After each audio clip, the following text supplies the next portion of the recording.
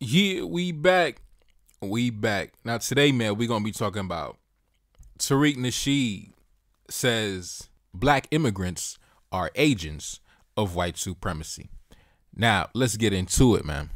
So I was minding my business and a video came across my attention of Tariq Nasheed talking spicy. So, not wasting no time, let's get into it. Family, and look, this ain't no diaspora war. I'm not trying to beat up on my non-FBA fam because we got some non-FBA brothers and sisters who are riders. Let's be clear. We got a lot. I've had a lot of non-FBA brothers and sisters hit me up. Hey, man, we want to come to the rally for reparations. We're going to support. We're 100% down. And I love that. And that being the case, that's fine. But we do have a tether problem. We do have some people who are from the diaspora who come over here. They ain't riders like you guys, unfortunately. And unfortunately, you guys haven't been able to neutralize that threat for us because we've asked. We said, hey, man, why don't y'all get your folks, man? They talking kind of reckless. All right, we back. Now, the timing of this video is immaculate because I just dropped the video about 10 days ago entitled, American Diplomat Says Africa is Essential for Our Future. And in that video, I was reacting to a statement made by Celeste Wallander, who is a member of the Department of Defense, where she said in no uncertain terms that Africa is essential for the United States to maintain its economic, technological, and political power, dominance, and influence across the world. And also in that meeting, you had a gentleman by the name of Mr. General Langley, who is a U.S. Marine, who is also the commander of AFRICOM. And these statements came fresh off the heels of the government in Niger telling the United States military, it's time to get the fuck out my house. And for those of y'all that's been following my channel, then you already know I've already done a video on that. But let's refresh the timeline. Let's run that footage. I'll be right back. Challenges to democratic governance and order continue to occur across the Sahel, complicating our relations with key partners. Africa is not merely important, it is essential. African partnerships are critical for the Department of Defense to maintain its technological edge, accomplish its geopolitical and strategic objectives, and power our futures. All right, we back. Now, in this video, Tariq Nasheed pretty much spends the entire broadcast ranting and raving about how black immigrants cannot be trusted and they are agents working on behalf of white supremacy, yada, yada, yada, blah, blah, blah, blah. And the reason I cannot take him serious, or anybody that follows him, is because when it comes to international politics, Tariq Nasheed is an amateur. Tariq Nasheed is a beginner. He's a novice. He doesn't have a full grasp on the situation. Because if he did, then he would know that everything that he says can be launched back in his direction. He says black immigrants come to America and they ain't riders. Oh, they ain't riding. Well, let me ask you this. Is General Langley, the commander of AFRICOM, is he a rider? Is he? No, he's not. He's a stooge for white supremacy. That's what he is. He's a do-boy. He's a henchman for white supremacy. He's not no fucking rider. And that's why the black men who control the government in Niger told him get the fuck out the country and said the whole U.S. military get the fuck out the country. But Tariq Nasheed doesn't want to talk about that. Tariq Nasheed doesn't want to admit that actually the headquarters, the main theater where white supremacy is getting its ass kicked right now, where it's getting punched in the mouth and slapped in the face, is in the continent of Africa. That's where it's going down right now. That's where it's cracking right now. When you look at Burkina Faso, Mali, Niger, and now Senegal, listen, that's where it's at right now, bruh. That's where it's at. That is where white supremacy is taking losses right now in a major way. The African continent, yeah, they got them sweating right now. They got them shook right now. But Tariq Nasheed don't want to talk about that right now. He don't, because he know if he does, then his narrative will crumble like a deck of cards. And also, if he acknowledges that, then he will also have to acknowledge that, yes, it's not only white men from the United States that are taking part in undermining the progress and prosperity of the African continent. It's also black men also. Yes, it's also black men and white men locked in arms trying to maintain American economic and political dominance and influence on the African continent. So I ain't trying to hear shit about the riders and all that bullshit talking about they undermining us, because you ain't telling a full story, bro. You ain't telling a full story, because if you told a full story, you're gonna understand how stupid you look. Now let's continue. And unfortunately, y'all have not been able to do anything to them. And we've warned folks, hey, man, you better get them before we get them. Get your people before we get them. Because when we get them, you know, there might be some casualties of war here. Some people who ain't on that, they might get hit with a couple of shrapnel pieces here and there, unfortunately, but that's warfare. See, that was a trick that the white supremacists, they've been pulling that trick for a minute. Bringing the tethers around us, understanding that those tethers don't feel like they have much of a camaraderie with us lineage-wise. So it's easier for them to throw us under the bus. You dig? It's easier for them to be on team white supremacy. Now, for those of y'all who don't know, Tariq Nasheed has a funny word, a funny code word for black immigrants. He calls them the tethers, right? Now, the same thing could be said right back to him. For example, y'all remember that story last year or 2 years ago? The U.S. ambassador accuses South Africa of providing weapons and ammunition to Russia. Now, who was the U.S. ambassador at that time? It was this goofy looking black man on the screen, looking like Carlton Banks. His name is Ruben Briggity. Now, this goofy looking dude is such a stooge for white supremacy. He almost destroyed the diplomatic relations between the United States and South Africa. Take a look up on the screen. The U.S. ambassador to South Africa accused the country Thursday of providing weapons and ammunition to Russia for its war in Ukraine via a cargo ship linked to a sanctioned company that docked secretly at a naval base near the city of Cape Town in December. Ruben Briggity said he'd bet his life that South Africa sent weapons to Russia. The Biden administration is furious with this ambassador to South Africa and scrambling to salvage relations with the country after the envoy alleged that Pretoria sent a ship filled with weapons to Russia as it wages war on Ukraine. Now, this guy, he got some false information. He sent some false information to President Biden because he was so eager and excited, enthusiastic to show President Biden, to show the white man, listen, I'm on a team, man. I'm on a team, white daddy. I'm on a team. He sent some false information about some weapons on a ship headed to Russia from South Africa, right? He didn't have no camaraderie with the black men in South Africa, with the black president of South Africa. This goofy looking dude right here was such a stooge that he sent some false information back to the State Department about some mysterious weapons headed to Russia. Now, listen, you talking about some black immigrants coming to undermine. Nigga, shut your stupid ass up, nigga. Every black man working on behalf of the State Department in Africa is working to undermine the progress and prosperity of Africa. Nigga, fuck you, nigga. Fuck you. Talking that dumb shit on the motherfucking microphone, nigga. Tell the full story. Tell the whole story, bitch. Niggas is clowns out here, man. And only stupid ass dudes who don't understand what's going on gonna follow your stupid ass channel, man. Let's continue. A lot of these folks, man, we think they're from the motherland and that's our brother. Yeah, they get these cats who are under the radar trying to help, and these guys are full-blown ops. Now, in this section of the video, Tariq Nasheed is talking about, oh, these dudes come in here, they undercover, they under the radar, and they full-blown ops. It's so funny because I've done videos on it in the past. How come Tariq Nasheed never talks about the black men who work in the CIA and get sent to Africa and engage in undercover missions to gather intelligence for the United States government? Matter of fact, run the footage. I'll be right back. Let's go to the Wikipedia page of CIA agent Daryl Blocker. As we can see, take a look up on the screen. Daryl Blocker is a former American intelligence officer who served for 28 years with the CIA. He held prominent positions, including Deputy Director of the Counter-Terrorism Center, Chief of Africa Division. Okay, that's all I need to hear. All right, let's move on. All right, we back. Now, we are about 8 minutes into the video, and I've covered General Langley, the U.S. Marine who is the commander of AFRICOM. And as we already know, AFRICOM is the military arm of U.S. imperialism on the African continent. AFRICOM is how the United States maintains influence over the political developments in Africa, the securing of access to resources, countering their political rivals, and overall maintaining U.S. influence in the region. Just like the white woman said earlier in the video, Africa is not only important to the United States, it is essential to maintain their political, technological, and economic edge and secure their future. Also in the video, we discussed Ambassador Ruben Briggity, who almost started a war between the United States and South Africa by accident because he was so excited and so eager to show President Biden that he was on team white supremacy. Listen, I'm down for the team, white man. I'm riding for the team. I'm going to give you some false information on the black men in South Africa. Corny ass looking motherfucker. But I want to go back to the reason why the United States military was kicked out of the Sahel.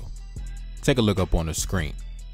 This was the statement made by the government in Niger, the military government in Niger. They said this: Niger regrets the intention of the American delegation to deny the sovereign Nigerian people the right to choose their partners and the types of partnerships truly capable of helping them fight against terrorism. The government of Niger forcefully denounces the condescending attitude accompanied by the threat of retaliation from the head of the American delegation. Now, going back to General Langley, the reason why the United States was told to get the fuck out the country was because General Langley came to Niger and he disrespected the black men who controlled the government. He disrespected the black men in Niger. So the black men in Niger that controlled the government took it upon themselves and told him, listen, bro, take your bald head ass back to Washington. You are no longer welcome here, pussy. Yeah, that's what they told your boy. That's what they told your boy. But you don't want to give the other side of the game, though. You want to keep pushing your fake narrative. But don't worry, bro. I got you. I'm going to tell the other side of the story just in case you didn't want to. Now, let's continue. And remember, when we talk about reparations, for a long time, the main people talking down or trying to throw bricks at us, tethers. Y'all niggas need to stop begging. When we would do our Twitter spaces, the tethers would come up. You niggas, why don't you leave white people alone? Stop begging for reparations. You're not going to get it. Run like us, nigga. You need to run. We ain't running nowhere. We haven't wavered, and we're like, we're going to stand on this reparations business. We're not going to waver whatsoever. Now that we have forced reparations into the national discourse, the African and Caribbean nations, they're riding the wave right now. Now, Africa and the Caribbean, they're riding the wave that you got going, ladies and gentlemen. This just came out. A slavery tribunal, Africa and Caribbean unite on reparations. Now that they see we're not going to let y'all come and dissipate our shit. No, what y'all not going to do is mess our stuff up. Now that we don't let them mess up our movement, they're like, okay, well, shit, we need to get on top of ours now. Because the reason why they wanted to mess up our stuff was because if we got traction, it was going to make them look bad. Now, I'll be honest, I didn't hear anything about a tribunal where the African continent and the Caribbean was uniting on reparations. I never heard of that. I never heard of that. But if that's really happening, I mean, that's cool. But like I said before, I want to give a shout out to my brother Camg Verse, who said something that I agree with as it pertains to reparations, just in terms of anybody receiving reparations in the diaspora, the continent, whatever. He said this: reparations is not coming without violence. That is just basic common sense. If you believe it is, then you don't know white Americans too well.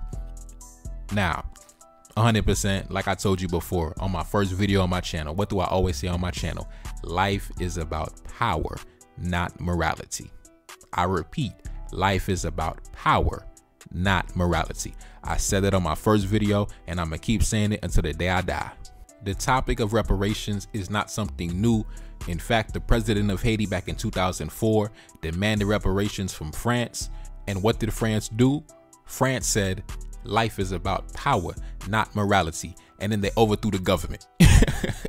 That's what they did. They overthrew the motherfucking government. Because like I said, life is about power, not morality. Of course, the moral thing to do would be to pay reparations. But like I said, life is about power. So they said, nigga, fuck you. We overthrowing the government. That's what France did.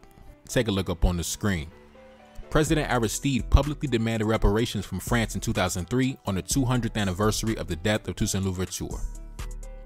He said France owed Haiti precisely $21 billion. The Times reported that France collaborated with the United States to remove President Aristide after he confronted France with the truth of their history. According to Aristide, American officials in Port-au-Prince told him that rebels were on the way to the presidential palace and that he and his family were unlikely to survive unless they immediately boarded an American chartered plane standing by to take them into exile. The United States made it clear that it would provide no protection for him at the official residence, despite the ease with which this could have been arranged. Like I told you, man, life is about power, not morality. So the French white man hit up the American white man and said, let's get the black man the fuck out the power. You know what I'm saying? Let's get the black man the fuck up out of here. That's what they said. Basically showing us that if the black man wants reparations, you're going to have to die about it. You know what I'm saying? You're going to have to die about it. That's what it's about. That's what they told us through their actions. That's what they told us. You're going to have to die about it. Period, point blank. Let's continue. According to Aristide's lawyer, the United States blocked reinforcements of Aristide's own security detail, and at the airport, Aristide said American officials refused him entry to the airplane until he handed over a signed letter of resignation. Now, Tariq Nasheed wants to talk about who's undermining who. Oh, they undermining us. Nigga, tell the full story, bruh. Tell the full story. I'm not trying to hear none of that stupid shit from somebody waving the American flag. I ain't trying to hear nothing about who's getting undermined, nigga. I ain't trying to hear none of that stupid ass shit. Let's continue. France's former ambassador to Haiti has admitted that France and the United States effectively orchestrated the 2004 coup d'etat that overthrew the Haitian president, Aristide. The former ambassador, Thierry Boucard, told the New York Times that one benefit of the coup was that it ended Aristide's campaign demanding that France pay reparations to Haiti. Man, listen, man. Hey, listen, man. Like I said, though, life is about power, not morality. So I don't take it personal because I already know what it is. I already know what's up. I already know the enemy I'm dealing with. I'm not delusional. And to be honest, regardless of the fact that I mentioned that there are many men from the United States who are active in the military, active in government, working on behalf of the State Department, working to advance American economic and political interests across the world, working in the CIA, that does not sway me off my political ideology on the unification of black people across the world. I've already made peace with the fact that we're always going to have agents. We're always going to have infiltrators. We're always going to have black men working for the other side, working for the opposition. I've already made peace with that fact. That's a reality we're always going to have to deal with. But I don't waste my time on that because I already understand the enemy that I'm dealing with. And I already know in order to defeat that enemy, our unification is a must. Our unification is essential. Our coming together is imperative. Our unity is non-negotiable. Of course, you're going to have sellouts on both sides, but we don't got to waste our time on that. We already know what it is. In fact, a few weeks ago, I dropped a classic video entitled "The Culture of Betrayal Amongst Black Men," where I spoke about how we always going to have sellouts within our midst. That's part of the game, man. That's part of the game. But we don't got to push these false narratives to try to get YouTube advertising dollars, to get followers and subscribers. Nah, man. Tariq Nasheed, you want some bullshit, bro. You want some bullshit. Because I'm not trying to hear nothing about no black immigrants when you refuse to talk about the military generals, the army commanders, the US ambassadors, and the CIA agents that work on behalf of the United States government to advance and maintain US interests across the world at the expense of black nations. So if you're not going to tell the whole story, if you ain't going to tell the full story, keep that bullshit to yourself because you're spreading the false story. You're spreading the fake narrative. You know what I mean? But like I said, if you don't want to give the other side, you don't want to tell the other side of the story, then I'll do it for you. You know what I'm saying? You don't want to tell the whole story, then I'll do it for you. You know what I'm saying? For every one sellout you can name, I can name another sellout in your direction. So we don't got to go there. We don't got to take it there. Like I said, our coming together is imperative. Our unity is essential. Our unity is non-negotiable. It is what it is, man. It is what it is. Anyways, man, it's your boy Neferkari. That's Celine back in the building. Yes, indeed. Cash App up on the screen. And I'm gone. Peace.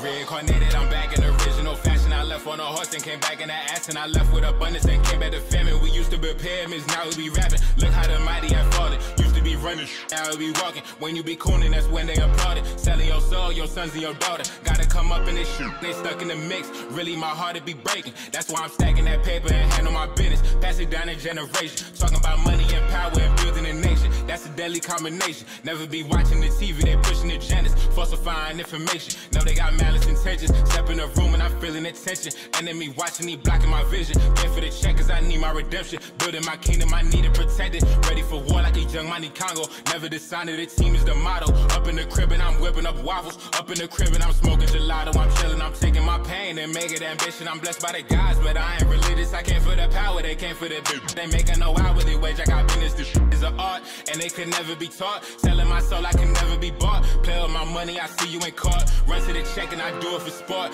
Babylon falling, I go to the source. Packing my luggage and go overseas. Shorty be with me and she so at least. Shorty be chocolate, I'm calling her Hershey. Secret intelligence probably gon' murk me. Don't fuck with brands, cause nigga I'm Haitian. Say the wrong shit and you're smacking their faces.